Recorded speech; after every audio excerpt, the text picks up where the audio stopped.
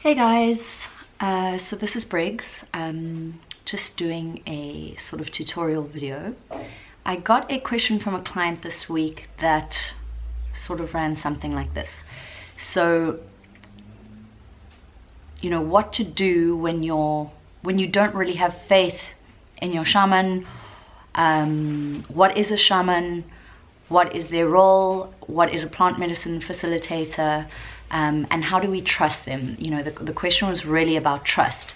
And the fear that came up within that question was, you know, the belief was that shaman have the potential to, if they wanted to, suck energy from people through a plant medicine process where they are in deep states of the subconscious mind.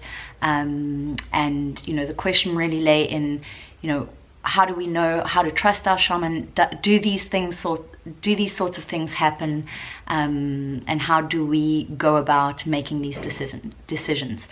So essentially I replied and thought, thank you, first of all, because it's great content for a video. So I hope those of you having the same questions in your mind have an opportunity to listen to this and take into consideration what I'm saying.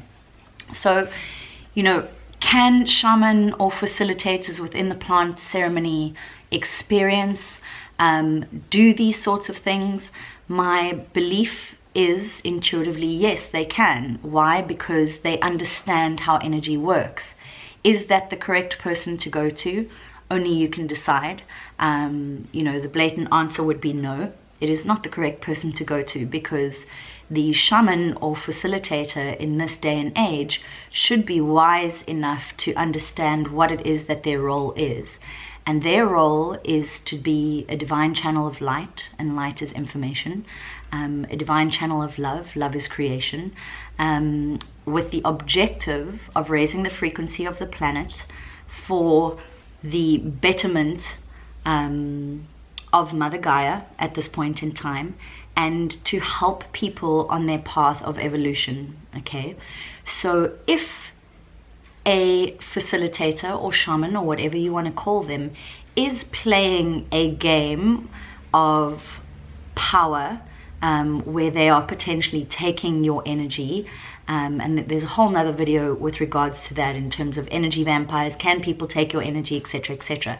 But again, this is really in the space of clientele not really understanding, therefore a spiritual experience through an entheogenic process where they have something to learn about themselves and may not be at a level of spiritual understanding or consciousness to understand how to protect their own energy.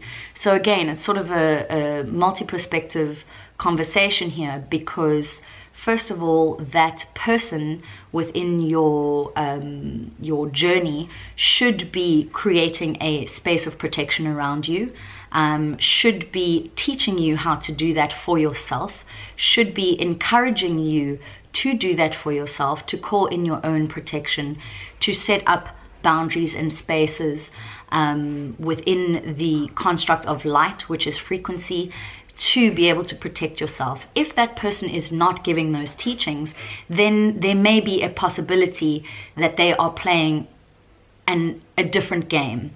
The other thing is, please understand that each person has their own intention, has their own path and their own journey.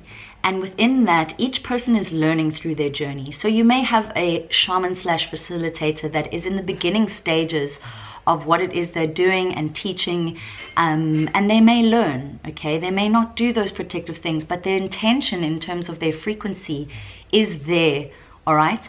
Then you may have the other side of the spectrum where we really are playing a power role, okay? Because within this space, and within this role, there is a lot of power in this person's hands, and power misused is destructive. And again, so herein lies the sort of saying, with great power comes great responsibility.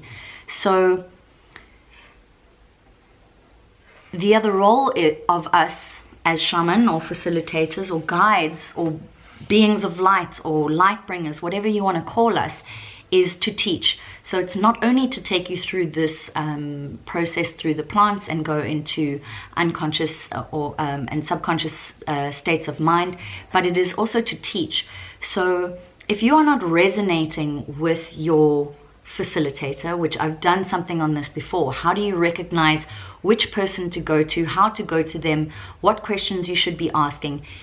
Because you are at what you would call a basic level of consciousness or on your spiritual path in the very beginning, you may not know what questions to ask.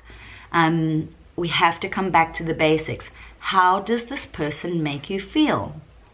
Do you trust them to take you on this healing path and this healing journey in such a vulnerable space? Because to do plant medicine work really takes you into a space where you are unlocking doors and looking deep within yourself to find answers for yourself.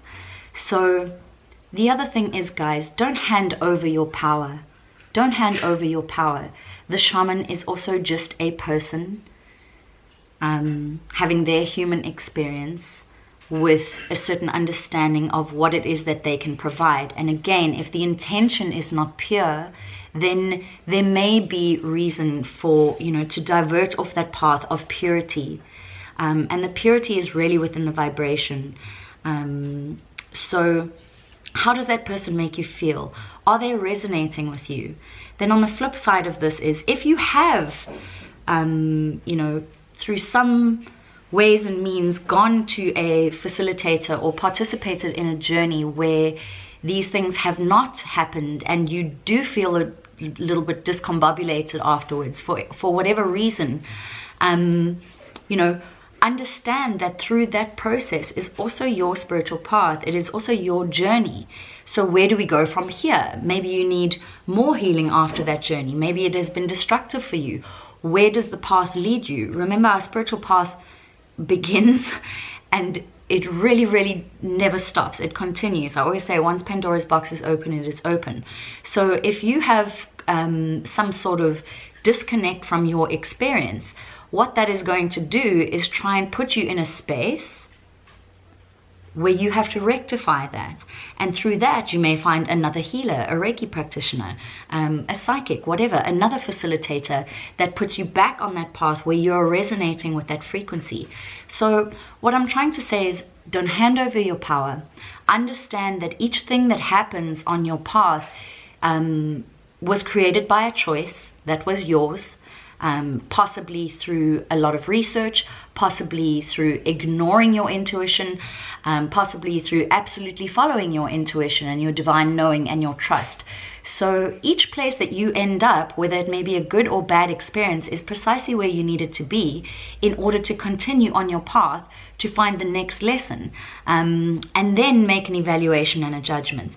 And again, please also be careful of the judgment that you put through with regards to a session that may not have potentially been what you call the most enlightening, ethical experience.